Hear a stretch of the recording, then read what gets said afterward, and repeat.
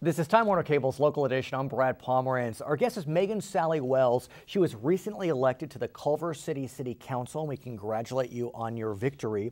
I want to speak with you about a topic I never expected to speak with someone who's in a small city like Culver City, and that is fracking, hydraulic fracturing. Culver City did something pretty remarkable, revolutionary, I would say. Tell us about it.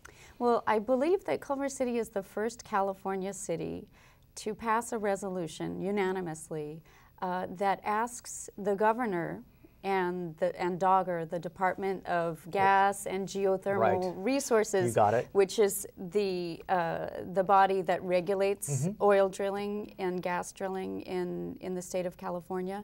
We passed a resolution to ask them to ban fracking until they can prove it's safe. That's stunning. It really is stunning in many ways. And I presume the reason why Culver City got involved is you have an urban oil field in your midst, Inglewood Oil Field. In fact, we have the largest urban oil field in the entire United States. Is that the one when you're going up La Cienega and you see the oil wells? That's what we're talking about. Exactly. It's right next to Kenneth Hahn Park.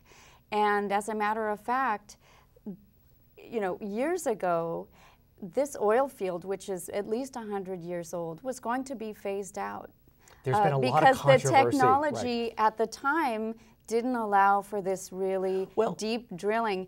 And what we were going to have was the central park of the West. We were going to have the most amazing parkland, and instead we have hydraulic fracturing, which, as you know, is a very controversial and potentially very dangerous form of oil recovery. And it's happening right now. There is fracking going on in Culver City. There is fracking going on. In fact, there were 2 frack jobs, as it's called in the industry, recently done in order to study them. So there's studies going on. Well, let me ask you though, you know, while the jury may be out on fracking and its efficacy, its safety, you know, we are dependent on foreign oil. And if we do have the ability to become less dependent, maybe we can get a hold on these gas prices. So do we want to take such a strong stand if we can access oil in our midst?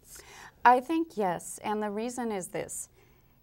This is, as I said, the largest urban oil field in the United States. It is densely populated. It's in Los Angeles. We have a huge population. Near Ladera Heights, Englewood, Culver City. Exactly. And it also happens to be on a fault line.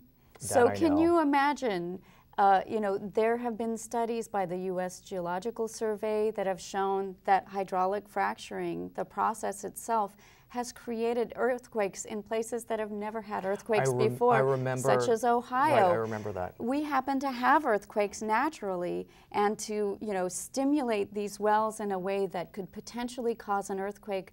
This is, I believe, a 7.4 earthquake fault line right here. So it just seems crazy, in my opinion. Let me ask you about California legislation. Senator Fran Pavley, who does not represent Culver City but areas near it, did sponsor a bill that wouldn't so much have regulated fracking, but would have notified local property owners and water authorities in advance of fracking, would have required groundwater testing. It failed. It failed, and I think one of the reasons, if you talk to the activists who are really working on banning fracking, they will say that it wasn't strong enough.